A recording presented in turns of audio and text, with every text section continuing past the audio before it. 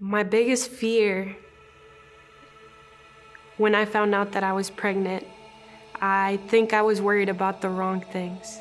I was worried about what would the people say, what would my mom say, especially being out of wedlock, not being married. My name is Denise Watson. I've been at Choices since 2017. In late February 23, I was working as an advocate that day. Really, I was not in the mood to be an advocate or even come to work that day. Kind of had a headache, got to feeling better. I remember turning the corner and seeing this really pretty girl in the waiting room. Through my sister, she suggested I go and get a pregnancy test there because I wasn't sure. I had an uncertainty. I didn't know what to do at that point. And then the closer I got to her and our eyes met, I thought, oh, this is sadness, this is worry, and I sat down beside her and I introduced myself and I asked her, I said, can I stay with you during your appointment? And she began to tell me her story. I was so worried about what my friends, family, what the people would say. But I remember sitting in the room with Denise.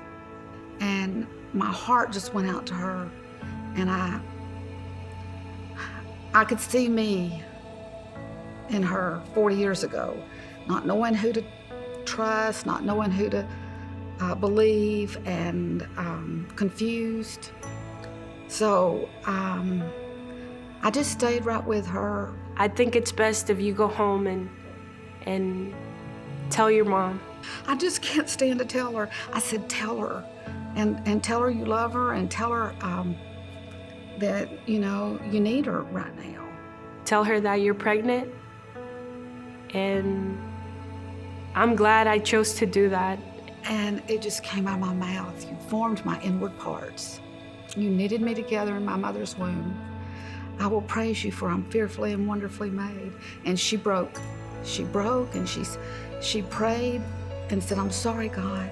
She was sorry she even considered not having this baby. And I'm glad she advised me to do that because my mom was very supportive.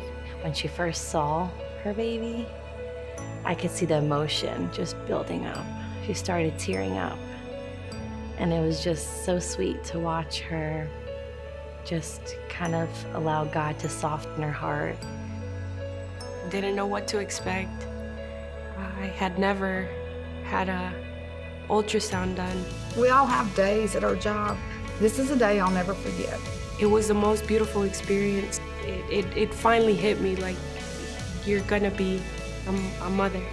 From going from fear and hopelessness to, okay, this is not that scary. And just falling in love with what she saw, which was her baby. Super tiny, but small and mighty. Because it just hit her like, this is real. I remember her tears, and you know, I just wanted to take her in my arms and just love on her. My family, my friends, I did not expect them to treat me and my baby the way I was received, especially the people from Choices and the churches that gave back. They treated me as if they knew me from years ago. I followed her through her pregnancy. I went to many ultrasound visits because she had a little issue with her pregnancy. It wasn't the easiest pregnancy. She worked 50, 60 hours a week, driving a forklift, and just made it happen. We did talk about God's word, and that's what brought me back to my roots. That's what made me decide I'm being a mother no matter who's in the picture. I have to do what's right. If I were to talk to a lady that was early pregnancy, took a home test, everybody's got an opinion, but this is going to affect her the rest of her life, I would say, come see us and sit down and let's just take a breath and take a moment.